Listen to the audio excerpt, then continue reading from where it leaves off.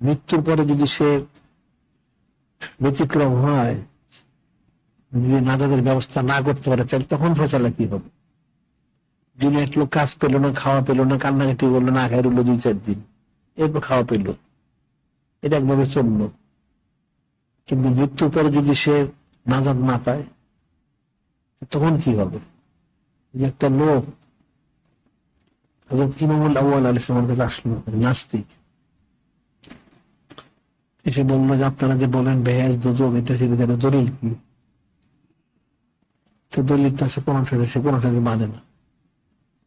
কোরআন শরীফ হাদিস তুমি না মনে হচ্ছে দলিল দিব করতে, ঠিক আছে, তাহলে তোমার কি মানুষ বেহেশত দোজখ নাজাতের ব্যাপার আছে, আল্লাহ পাক এক, ওনার হাবিব রাসূল সাল্লাল্লাহু আলাইহি ওয়াসাল্লাম সে মানতে রাজি না। তুমি ঠিক আছে, যদি সত্য হয়, ইমান যে ঠিক থাকে, আমি ইমানদার তো, আর দোজখ বেহেশত থাকে, তাহলে ইমানদার আমি দেখলাম বেহেশতে চলে যাবো। আর যদি বেহেশত দোজখ না থাকে, কিছুই না থাকে, তুমিও না যাতে পারবে, ঠিক আছে, কিছু হবে না।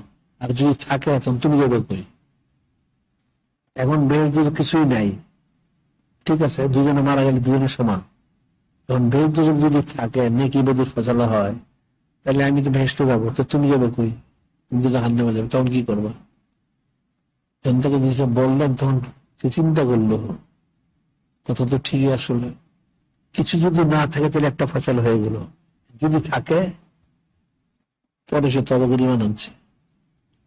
এই যে বিষয়টা, তো ফিকিরের বিষয়। মানুষকে বললে না বুঝলে তো জোর করে বোঝানো যাবে না।